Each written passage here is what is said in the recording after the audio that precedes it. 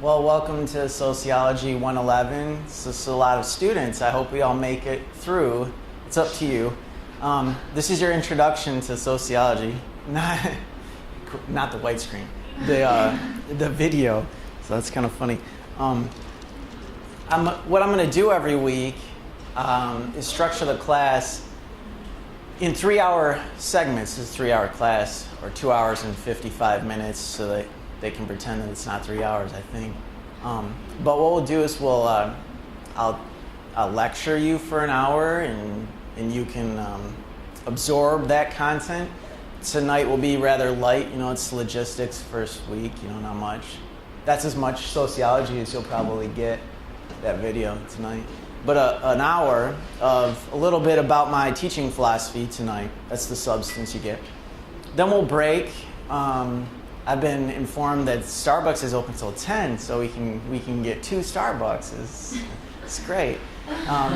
So we'll break probably at 8, and then from 8 till 9 every week, that will be your time, which you do the talking. So I will explain this more through the slideshow that I do.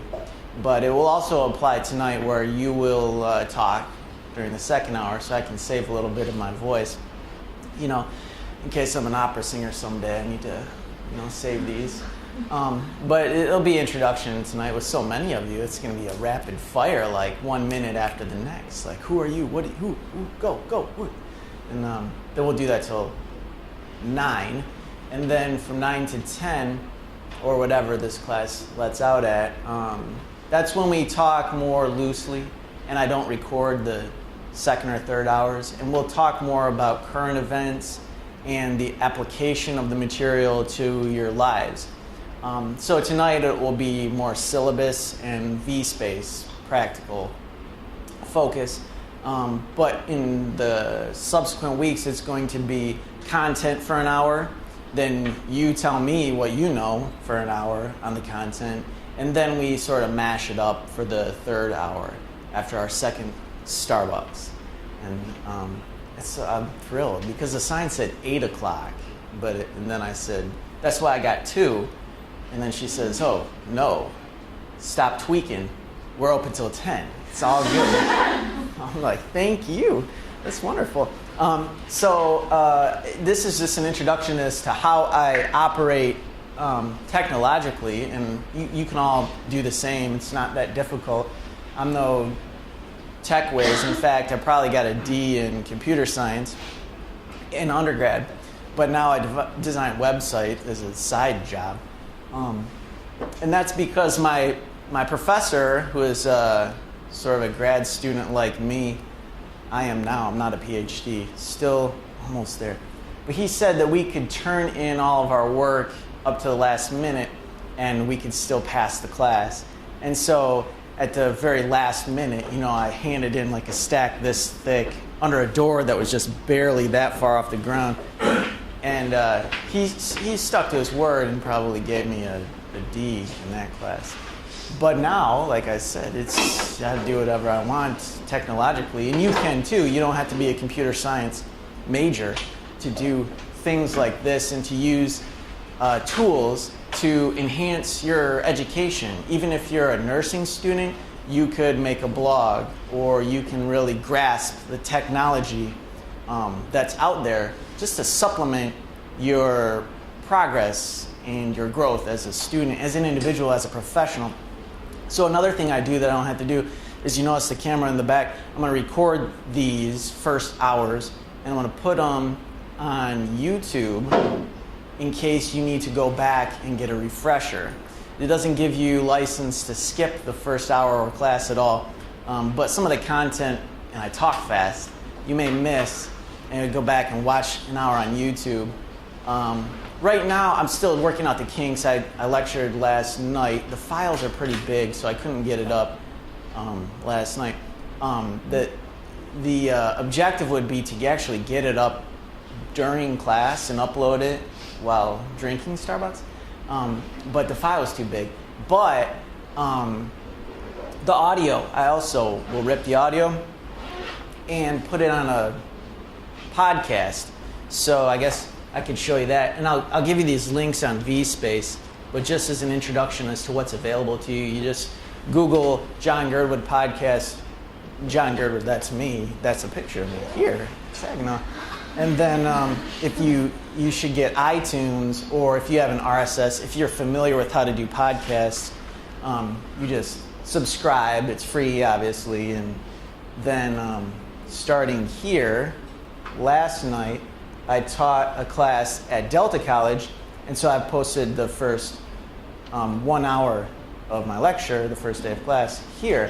So if you are a commuter like myself, or you exercise and you want to be put to sleep while you exercise, you can always listen to the podcast of the class. So it's always better to sleep through your exercise, and it won't be painful. But that's about an hour, and then to take the formalities and the apprehension of embarrassment while you present, I'll turn the camera off and stuff for the remainder of the last 2 hours of class. But that's available, so you can do that. And it's all free, and they never taught that in computer science, but here it is. And you can all do it yourself. You should make your own podcast. Why not? It's fun. Now, what's harder is, and you can do YouTube, what's harder is selling stuff on iTunes. I'm working through that process right now. To sell songs. I have some songs here that are free, none of which are me singing, but they're good. It's 3 hip-hop and 3 folk. But to sell them is a lot more difficult. Maybe that's sociological, and we can delve into that later in the semester.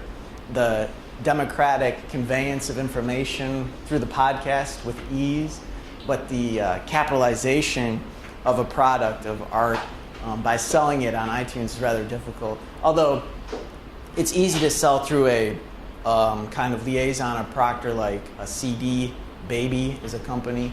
But I don't want to do that. I want to do it myself, and that's a lot more difficult, as is opening your own business. Does anyone here run your own business, like as a legal entity, an LLC or a PC or anything like that? No one has incorporated? It's very difficult, and this is kind of on a tangent, but it's so hard. This is sociological. Maybe we can talk about it throughout the semester. Who knows what we'll talk about? I don't even know. But maybe we could talk about this. It's so difficult. There's bureaucracy and so many steps that you have to go through to start your own business in America and in Michigan. You might surmise that that's a system set up to hinder uneducated people. We live in this land where there's supposed liberty and freedom, but there are groups and individuals that aren't educated enough to start their own business. But there are other groups and individuals who come from a heritage of maybe an elite school, Ivy League, or a private school, even in Michigan, and they are taught at an early age how to do these things like start a business. And other youth are raised learning different life lessons. And so when it comes time to be a professional in their early 20s, one kid knows how to make money and maybe another doesn't. And that could be a systemic situation that is keeping one group population down versus another. And so that's a sociological concept, as are some of the things that they talked about on that video. Tom Morello is a guitarist from Rage Against the Machine, and Michael Moore is a filmmaker. And let's focus less on the politics of what was that Bill Maher show clip, and more on the ideas of uprising and organization and labor unions. These are more sociological concepts. Not the idea of if we elect a Democrat, what does that do, or a Republican, what does that do, but the idea of if we organize into a union, is there more power if we form together? Is there power for change if we do a picket? Is there power in voting? Or is a system like the American government set up so that even though we have the right to vote, we're powerless, maybe as an individual or as a non-party affiliate candidate? So we're going to talk about power dynamics, the ability to make change and actual freedom and liberty, if we have it or not. That'll be some things that we might talk about. But it's not all the way mapped out quite yet. You'll see how I have a map. They forced me to make a map, but I don't really stick to it. It's all about the end destination, not necessarily the path. Although I change that philosophy about every 6 months, and I say it's all about the path and not the end of it. But anyways, I have a syllabus. You'll see it, but it's a little bit scattered, and it's all about we need to learn the main core concepts of sociology, and it's hard not to because sociology is a topic that really applies to everyday life. Even right now, we could analyze this from a sociological perspective and write a 12-page paper on right now, or your day earlier today, or wherever you worked or whatever. So I don't quite have this SOC111 site refined. If you click on that site, you would get to like my last semester right now is what it's up. So, but you can check it out. But anyways, my website is johngirdwood.com. That's my name. Probably says it on your registration or wherever. Or you Google Professor Girdwood. You get to johngirdwood.com, and then you go through the drop-down. Where I'm going right now is I'm going to go to this Delta course because I taught there last night. I've updated it throughout the day. And that's where my slides are that I'm going to use tonight. The same slides. It's the same class, Intro to Sociology, although they call it Principles. So I don't feel guilty about teaching the same material 2 nights in a row. I don't use this. I probably won't use the same slides as I used last semester. I'm not one of these like old professors that uses the same thing every time. And I change up my methods to better suit you. I'm trying to learn and grow just as you hopefully are. And if I'm doing something that you think is totally worthless, just let me know. One of the things I've done is cut down on the number of assignments because I felt like I was overcomplicating things with do this, turn it in here. I'm less concerned about due dates and I'm more concerned about really the final product, what you leave the course with, not on a day-to-day basis. Although it would be great to inspire you to go home every night and kind of rile up your roommates. That'd be wonderful. I'd get a kick. You can even lie to me. Tell me you do that. I'll just probably be just as happy. But at the end of the semester, really half the grade is your final project. And so that's what I really want to focus on, your final project as the destination of success. And built into that are your assignments that lead up to the final project, and also the lessons and your attendance. Speaking of which, I forgot this last night. Could you just write your name on a piece of paper and just pass it around and whatever? So I don't like to take attendance, and I don't give points for attendance. Because I can do this every semester where I'll graph out people's grades and attendance. And I don't even when I look at your papers, I don't look at your attendance. I could care less about your well, that's not put well, but you don't ever have to come to class. But the students that come to class every time, they always get better grades. It's just how it is because I'll tend to teach you things during class that you can't get outside of class. So when a student turns something in, after having heard me talk for hours on end about what to turn in, and then they go, okay, I got it, and then they turn it in, you get an A. For those students that skip every week, they turn in something that they think I want, but they never heard me tell them what I want, they're less successful. So I don't care too much about attendance. I don't care too much about attendance. You should care about the attendance. You're the ones that are going to get the grade, and you're the ones, it's not about the grade, you're the ones that are going to take something from this, so you're paying for it. So my goal is to do my best, that's my duty, to do my best to get across to you what I value and think is important, and hopefully our interests coincide, and so that we just all grow as a group exponentially. So if you're interested, I'll be interested, and that will you'll be fire and I'll be fuel, and we'll reverse roles at different parts of the semester. But I have to take attendance. Does anyone know why? Anyone know why I have to take attendance? The institution of Saginaw Valley forces me to.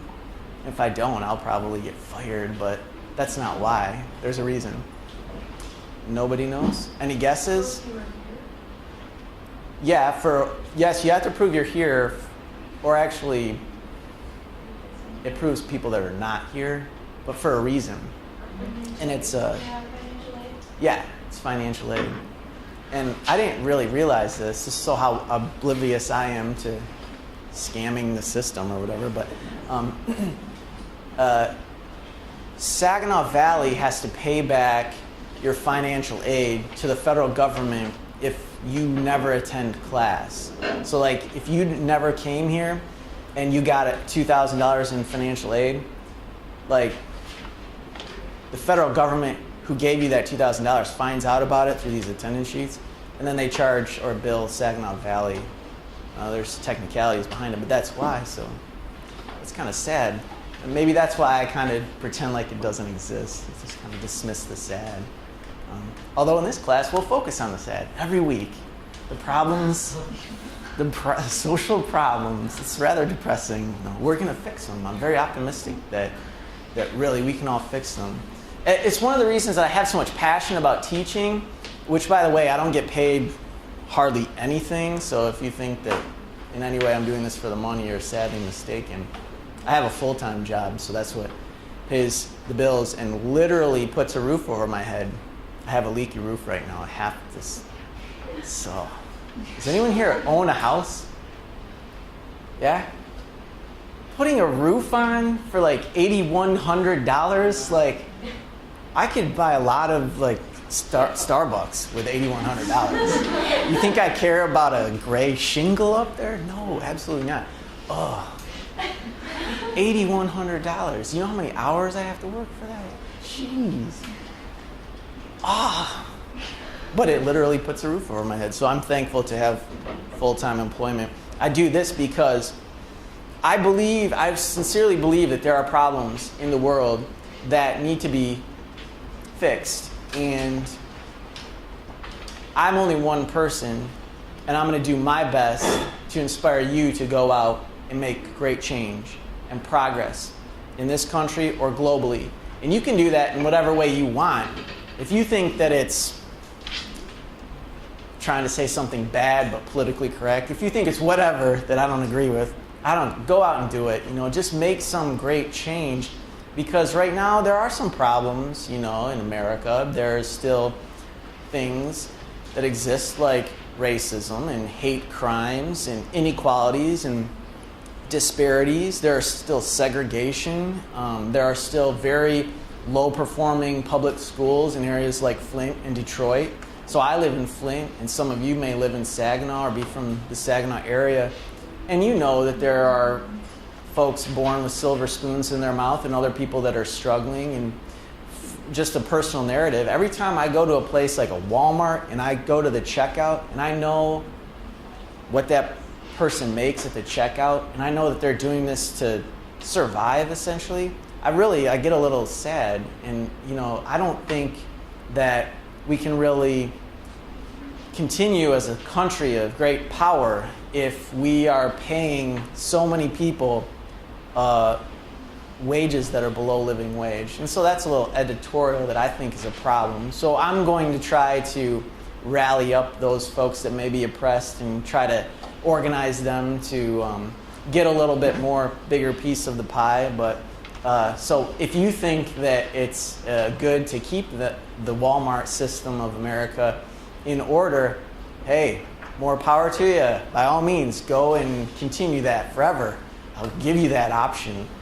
So I'm not trying to persuade your political point of views, but I do want to engage you and persuade you to be active and do action, and stimulate things in some way. So in other words, I want you to limit your Xbox play to about 60 minutes a day, social organizing to about 90 minutes. So if you just keep that proportion, we'll be all good.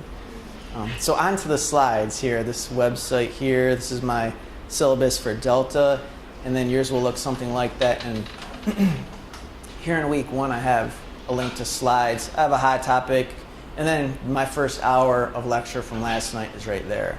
But what we're concerned about are these slides. Opening night and an introduction to a course by me with a picture of me. Very egotistical. All I care about is myself, my own interests. It's like the cyclical argument. Like, if I wasn't so interested in disparities, then I wouldn't care to try to change them. So I was a philosophy major in undergrad. Is anyone here a philosophy major? Is anyone here a sociology major? All right, yes, automatic A for that guy. Great, fantastic. Everyone else is going to have. He's already privileged. He has some background, maybe. Have you ever taken a sociology class? No. No, this is your first one? Yeah. So it will be your last semester as a sociology major, and then you'll change immediately and realize that there's no money in it. And do you have any plans to go to grad school? Because sociology is great for going into law or anything like that. No, right now I don't. No? No. Bachelor's of sociology? Hey, my girlfriend has a bachelor's of psychology and sociology. She makes way more money than me. And I am almost to my PhD, so you're probably right. Just call it good at the bachelor's. You'll be doing okay. It's true, actually. She does. And it's kind of upsetting, although. She's probably doing better things at home than lecturing to Saginaw students, like watching True Blood or something like that. She'd kill me if she watched this. I've talked about her twice in a row, but she doesn't watch these. So. I only got about a half an hour left as promised for the first hour, but there are 12 slides, and the plan was for 5 minutes a slide. Maybe I'll cut it to 2.5 minutes and get down to 30 minutes to get out at 8 so that we can get Starbucks to come back and talk about you.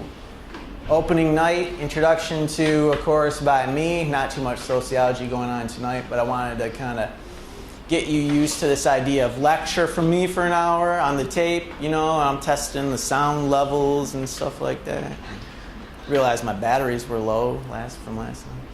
Again, my website, and this is a slideshow by me, but it draws on other sources which will be cited in the slides.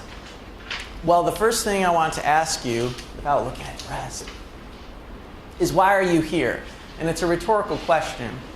I told a story last night that I have a committee for my PhD, for my dissertation, and I have to go to the committee individually and meet with them to kind of feel if they're right. And this is kind of what you're doing with me right now. You're like, is this guy a total flake, or can I kind of last this out for a semester? But I sat down with him, and the first thing he asked me was, why do you want me on your committee? And we just talked about that at length.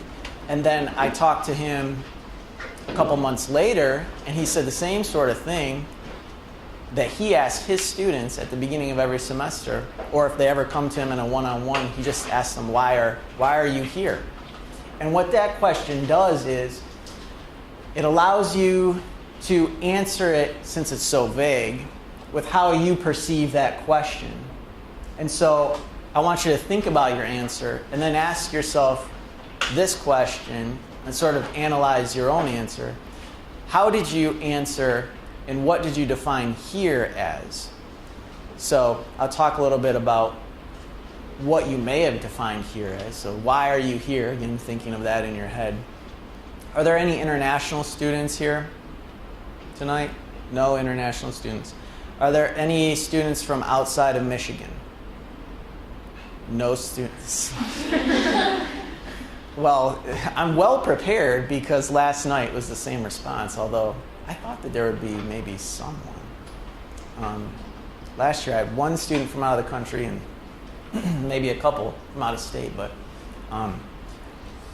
so I would say that if there were an international student or a group of international students like there are many at Michigan State, and I asked them, why are you here? They might say something like, well, I came to East Lansing because there was a program set up in my home country of whatever that offered this sort of transition program, and East Lansing was one of their sister cities, and that's how it all worked out, and yada, yada, yada. That's how I'm in East Lansing.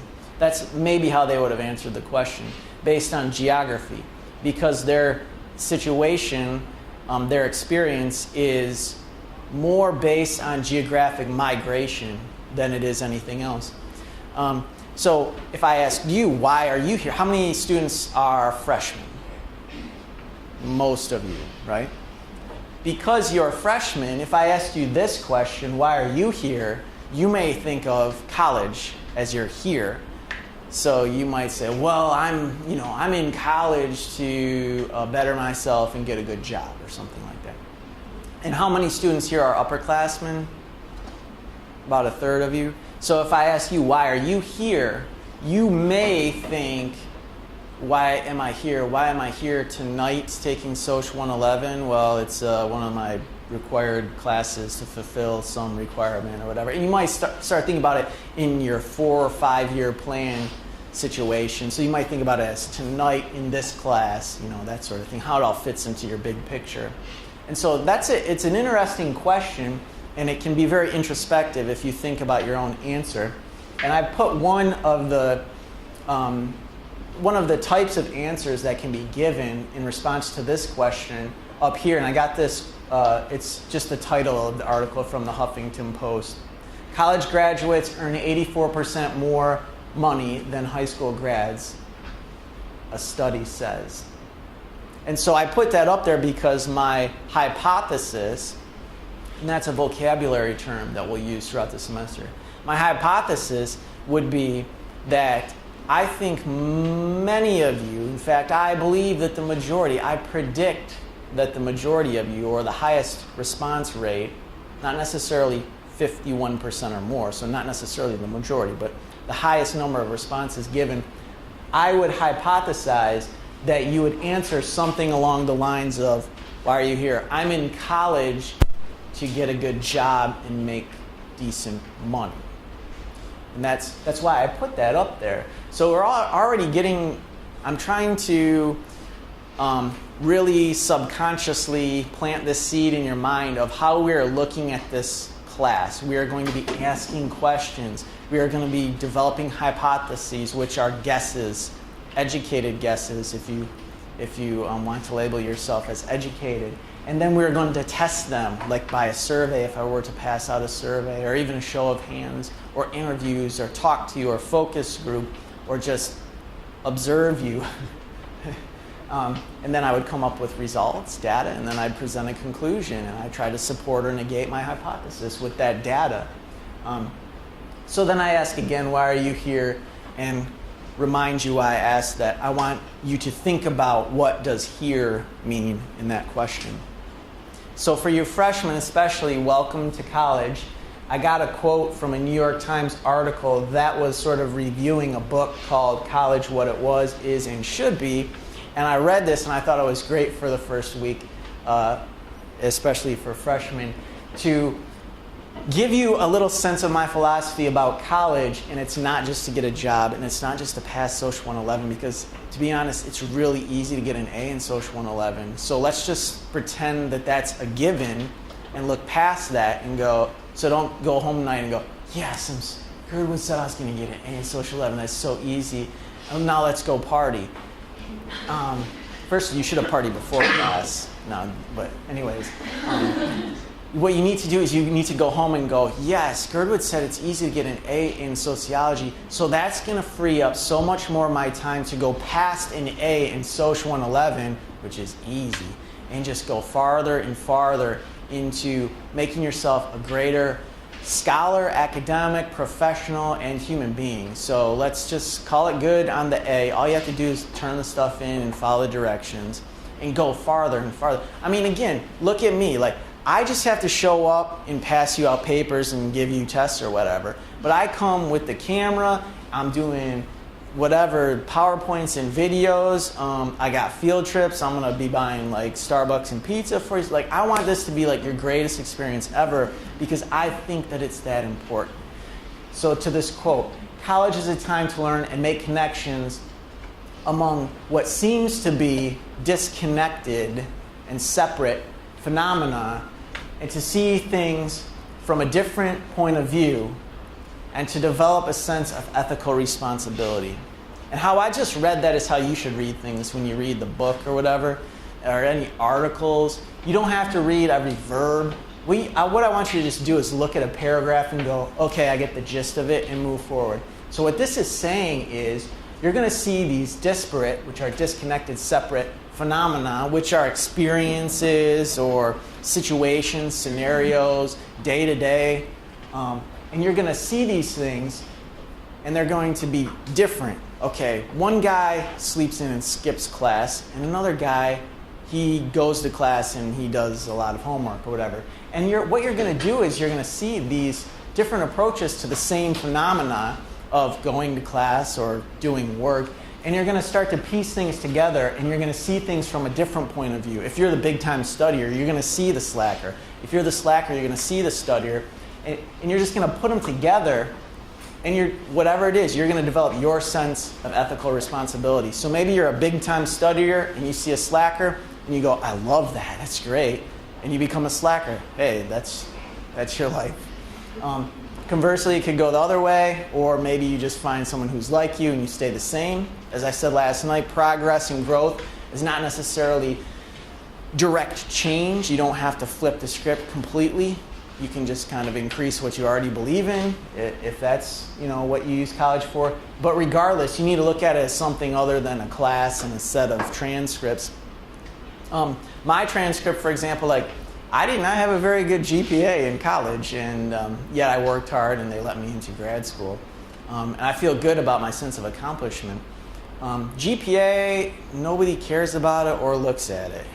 Degrees, as I already indicated, my girlfriend has a bachelor's, she makes way more money than me. So college is what it is. It's not going to guarantee you any future. You just need to utilize it, absorb it, make the best of it while it's here, and look a little bit beyond just the whatever grade you get from this class and whatever text you read. Really just grab the subject and have a blast with it, because none of you, except for this guy back here who's probably lying to me, are sociology majors. So, it's again, why are you here? You don't have to take sociology. Maybe the institution forced you to. Well, you don't have to take soc. You could take anthropology or whatever else fills this thing. Or you don't have to take me. Take somebody who's easier or harder. Whatever you do, make a conscientious decision about what's going to be better for yourself and for society in general, and go that route. That's my advice to you. So welcome to college, welcome to this course. As I said before, we've got about 3 hours a night. There are 16 weeks, maybe 15. Maybe they took one off, I don't know. So 3 times 16 is 48, so we've got 48 hours, which is hardly anything. I drive 4 hours a day, and so 48 hours to me is just 12 days of driving. So it's ridiculous. 48 hours is nothing. You think it's a lot, it's nothing. 3 hours is nothing. A regular work day for me, I'm working till 10. I got to work at 8, so what is that, 14 hours? So 3 hours to me is nothing. But anyways, it's divided into 3 sections per session. Like I said at the beginning, we're having this lecture. Whether you think it's informative or not, it's up to your judgment. By me, probably with slides. I don't like PowerPoint, but I feel as though some of my non-PowerPoints previous semesters, students sort of drift off, and sometimes you need a little bit of direction. So even if you kind of doze off or whatever, if you have this set of 12 slides, you can always go back and look at the slides and remember the stuff. So I'm going to go back to the slide system. But like I said, if you think that's dumb, just tell me, go back to just sitting on here and just we talk forever. But then in the second hour, I think it's very important that we hear from the other students. So that's going to be a pretty formalized, structured lecture from you all. I think for a class this size, I've got it all mapped out already. You'll learn that in the third hour of class. 4 of you will present every week in the second hour of class. It's about 15 minutes per person. You can all work as a group. We'll talk more about that later. But that's how it'll be. So even 4 of you, lucky folks, will get to present next week on whatever the first thing is. But I think that's important. It's not a punishment. I love to hear students' point of view. And the requirements for the presentation are very much vague. So I don't sit back and, you may be judging my performance right now, but when I watch your your presentations, I'm not like really grading you that hard. I leave it up to you. The ball's in your court. And so whatever you get out of the presentation is your business. So students will always ask me, well, what do you want? Do you want this? Do you want a PowerPoint? Do you want this? And I'll just say, do whatever you want. And then some students come for the presentation, and it's really not good. And I'm just like, well, that's, that's what you want to do. That's how you're going to be in life. I can't change everyone.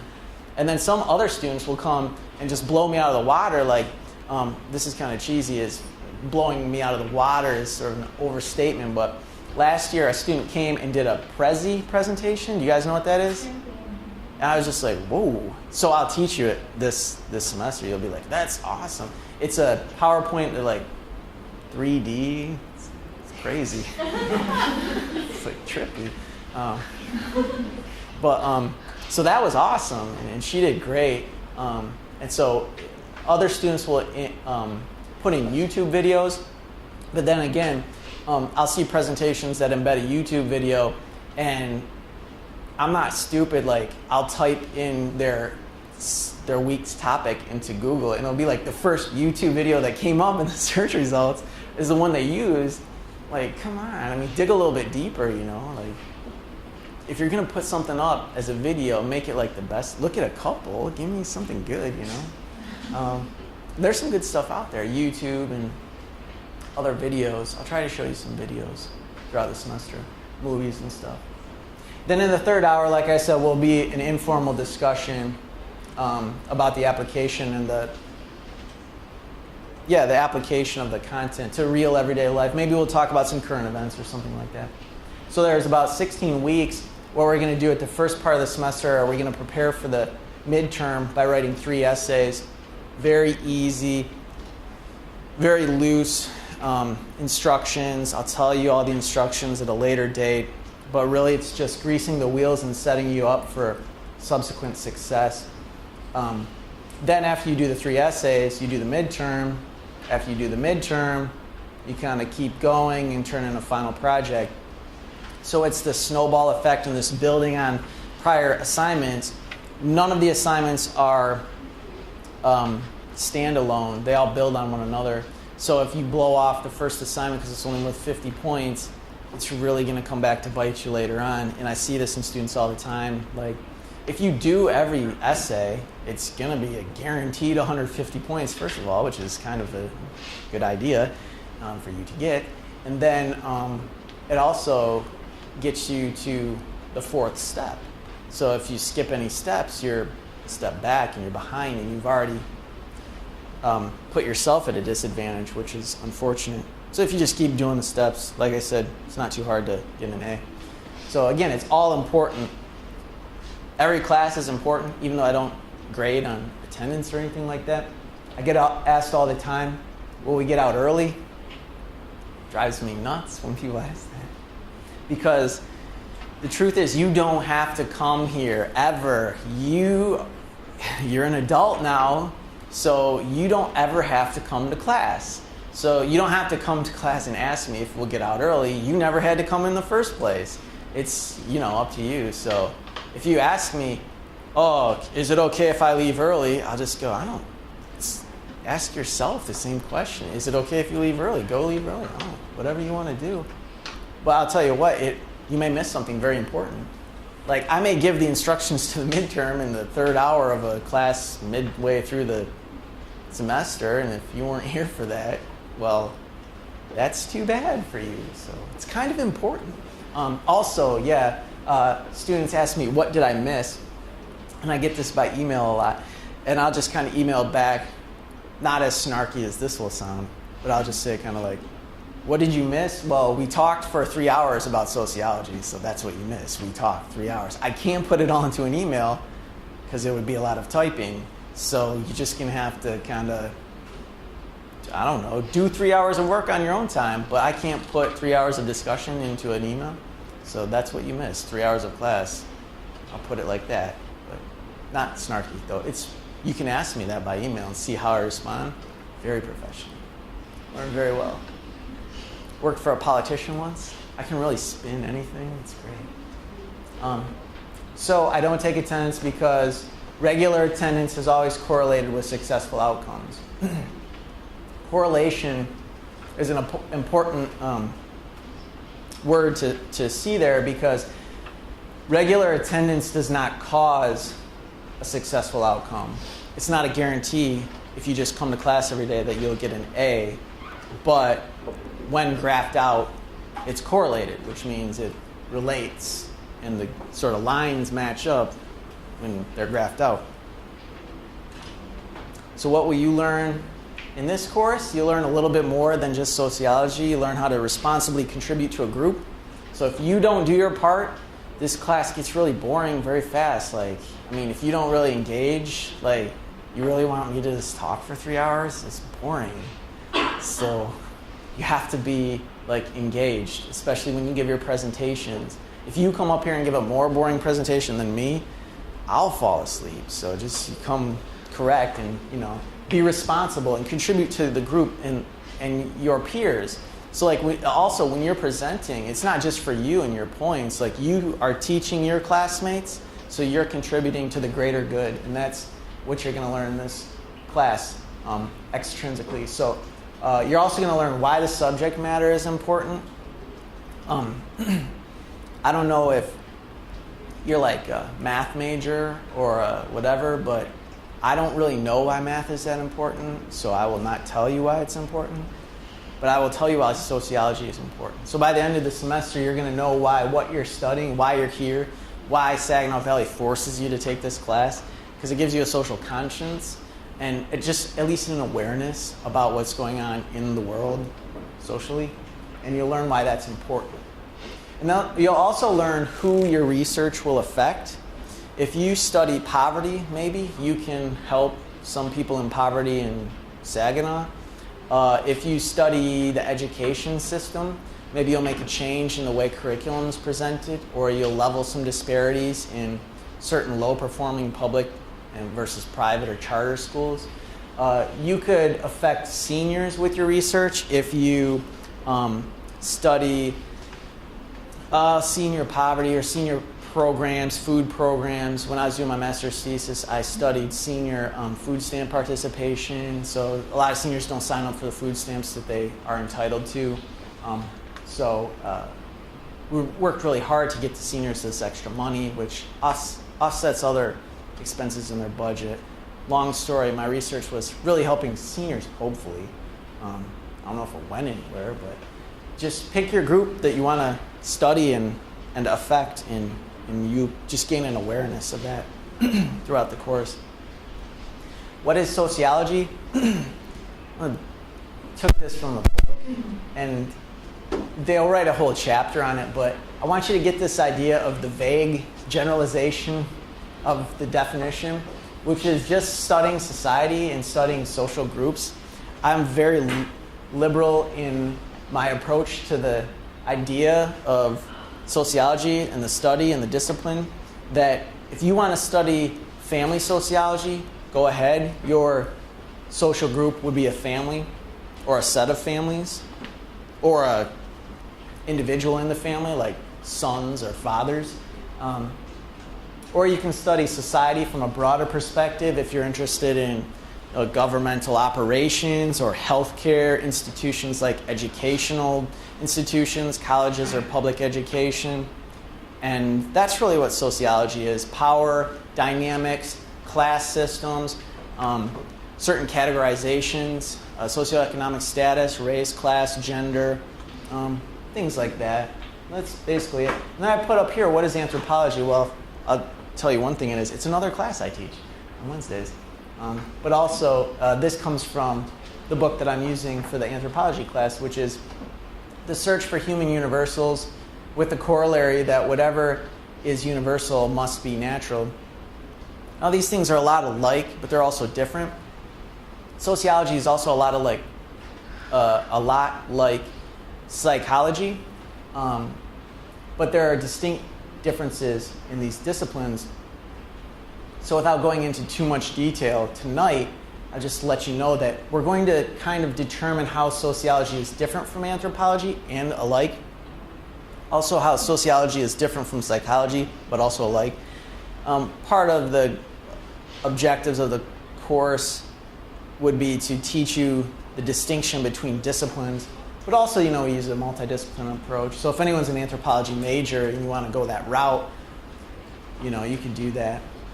But you can look at these and kind of understand the difference where, so this says whatever is universal must be natural. And you can replace universal maybe with majority. So if you were studying something from this perspective, you might look at marriage. Marriage in America especially is very common to be between two heterosexual individuals, a man and a woman. So if you read this as majority, whatever is majority must be natural. So people can look at that and they'll look at a place like America and they'll say heterosexual unions are very common, majority, so that must be what's natural, because that's what I'm going to observe in America. If I observe 1,000 people between the ages of 30 and 40, half men, half women, and 85% of them are married heterosexuals, I might come to conclude that that's natural. But from a sociological perspective, perhaps that's not the case. You may find that studying a group that heterosexual unions may not necessarily be quote unquote natural from a sociological perspective, depending on what theory you employ. So you can use theory to help you support or negate your own hypotheses, but it's not necessarily this perspective through sociology. So I might call it a broader perspective. I'm not sure, really. We'll see what the semester kind of plays out. But we're not looking for what's natural. We're not looking for what's right or what's moral. This is not a philosophy class. It's not a government class. It's also not a psychology class, and it's not an anthropology class. So we definitely have to look at stuff through a sociological lens in this course, and you'll grow to learn what that means.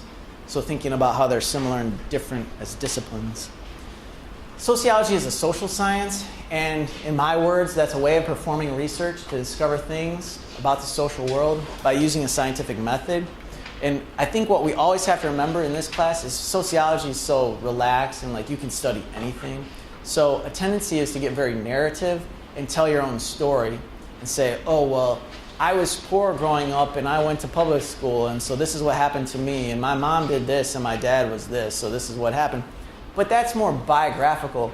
And also, if you told a story like that, even if you were telling a story about other people, that could be considered journalism, because telling a story and a narrative is not necessarily scientific. What you need to remember at all times about sociology is it's a science. So you're going to need a research question, a hypothesis, and you're going to test variables using scientific method.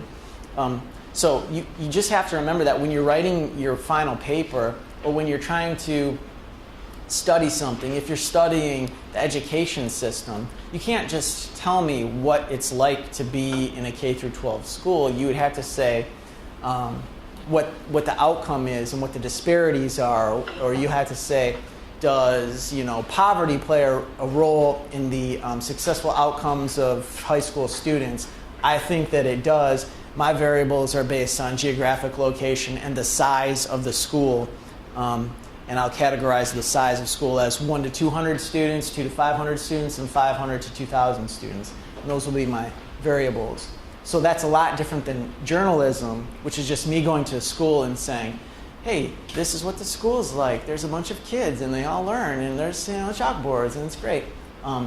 Sociology and social science would tell how those things are effective or not effective, and how changes in the system and the variables can affect the outcome in different ways. It's just very scientific.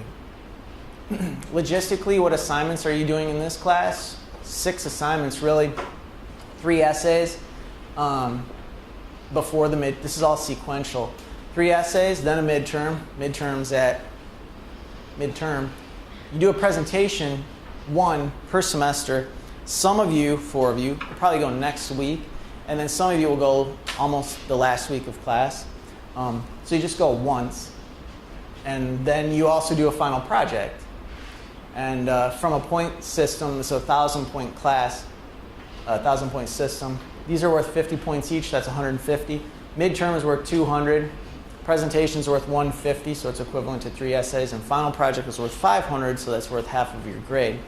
When are they due? Again, it's sequential, so 3 essays are due before the midterm. Midterms due at halftime. Presentation comes whenever. That's the only unsequential. When the final paper comes, obviously, at the end of the semester. Although I use vSpace as a Dropbox for your work, and I've already opened the final project Dropbox, so you can turn it in whenever you want. And I really mean that. One of my students who got an A, the earliest ever turned it in was a girl who turned it about 2 weeks prior to the due date. I graded it. I was thankful. She turned it in early. It was great, too, as to be expected. She was a very brilliant student and hardworking. And she got her A like 2 weeks before class was even out for the semester, so good for her. During the final, I come into the class during this period, and I sit here and play on my iPhone or something for 3 hours. And if you want to come in and turn it in, you can. But most students will just upload it to vSpace and never come in to the final exam because there are no tests in this class. You don't have to be stressed out. You don't have to memorize anything. You just build each assignment off the previous assignment. And at the end of your journey, be it 2 weeks prior to the final exam day or the last minute when you upload it, there's a cutoff point. So that's when you kind of exhale and slap high fives with your buddies. But missing assignments is very bad. There'll be no high fives for missing assignments. And the final project builds off all the assignments, not just like one. Like the final project is a real cumulative, comprehensive sort of thing. It really shows me if you've got it or not. This is almost a pass-fail class. Like you just got to get it. Just get on board and just do it, and you'll get an A. So, but to restate, if you're trying to figure out whether to drop this class immediately or not, it is writing intensive. So if you're somebody who likes to use note cards and like memorize stuff, come into class, write it all down, leave class and forget it all, like that's not this kind of class. This class is more, I want you to process things and think about things. And so at the end, you're not going to have memorized the names of famous sociologists. To be honest, I don't even have very many famous names memorized. I shouldn't record that, but that's not the important thing. The important thing is that you go out and you do something with yourself. So memorizing note cards, I don't think is that important in life. Going out and saving a school system or feeding hungry children, that's kind of important. So you're going to write how you might do that. Although probably not exactly. I'm pretty lenient though on the final projects. Only one person ever took me up on this for the final project, and I forgot to mention this last night. But the final project, 3 students I think worked in a group when I taught at U of M Flint because they were like social work students, their major. They wrote a grant, so that was their final project. I thought that was great.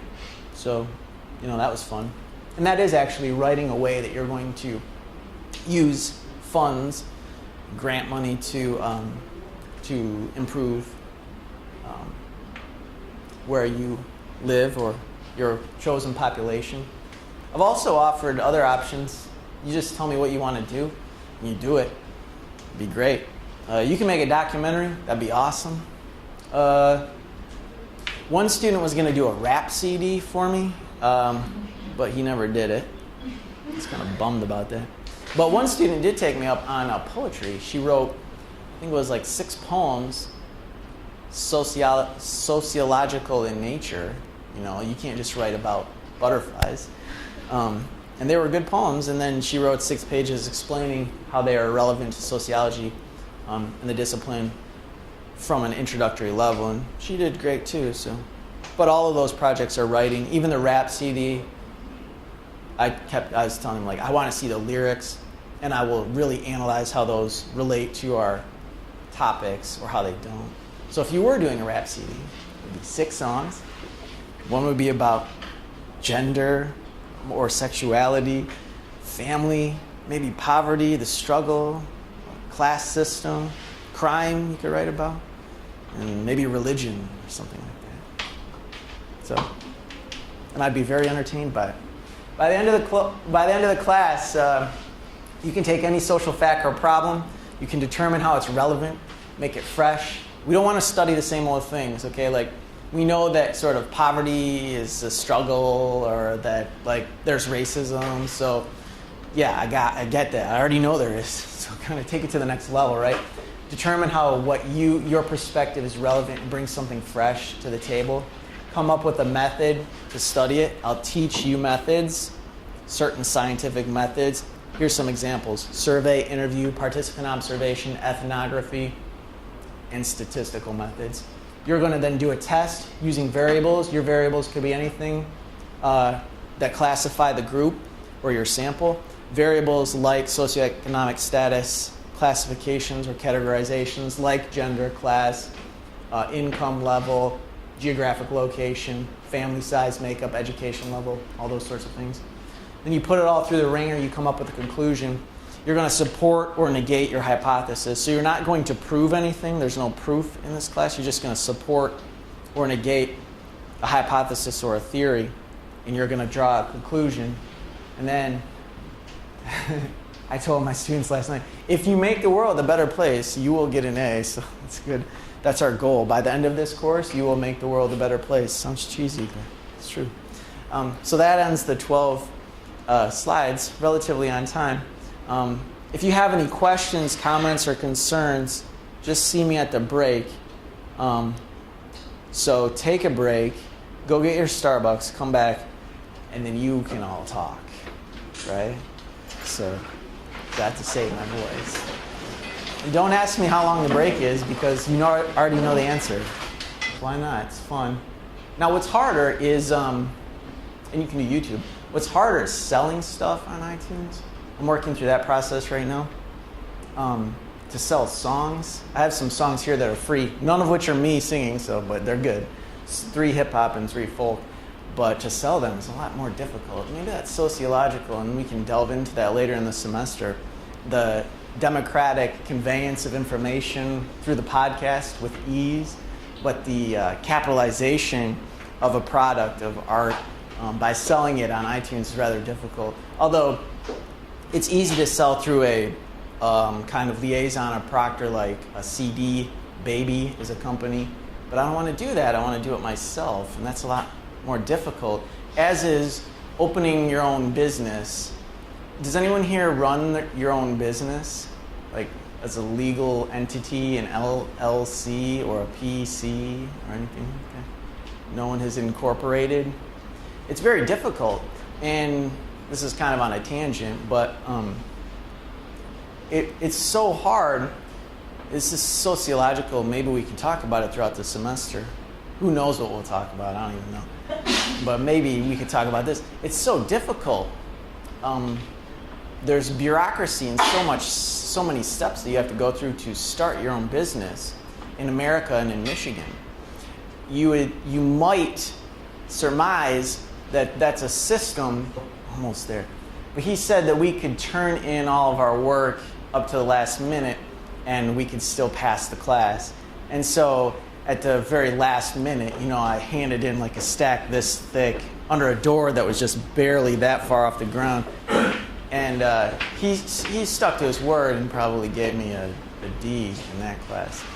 But now, like I said, I have to do whatever I want technologically. And you can too. You don't have to be a computer science major to do things like this and to use tools to enhance your education. Even if you're a nursing student, you could make a blog, or you can really grasp the technology that's out there just to supplement your progress and your growth as a student, as an individual, as a professional. So another thing I do that I don't have to do is, you notice the camera in the back. I'm going to record these first hours, and I'm going to put them on YouTube in case you need to go back and get a refresher. It doesn't give you license to skip the first hour of class at all, but some of the content, and I talk fast, you may miss, and go back and watch an hour on YouTube. Right now, I'm still working out the kinks. I lectured last night. The files are pretty big, so I couldn't get it up last night. the objective would be to actually get it up during class and upload it while drinking Starbucks. They're like 1 minute after the next. Like, who are you? What? Who? Go. Who? And then we'll do that till 9, and then from 9 to 10, or whatever this class lets out at. That's when we talk more loosely, and I don't record the second or third hours, and we'll talk more about current events and the application of the material to your lives. So tonight it will be more syllabus and V-space, practical focus. But in the subsequent weeks, it's going to be content for an hour. Then you tell me what you know for an hour on the content. And then we sort of mash it up for the third hour after our second Starbucks. And I'm thrilled because the sign said 8 o'clock. And then I said, that's why I got 2. And then she says, oh, no, stop tweaking. We're open till 10. It's all good. I'm like, thank you. That's wonderful. This is just an introduction as to how I operate technologically, and you can all do the same. It's not that difficult. I'm no tech whiz. In fact, I probably got a D in computer science in undergrad, but now I design websites as a side job.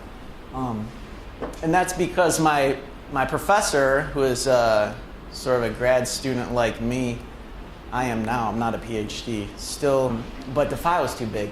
But the audio, I also will rip the audio and put it on a podcast.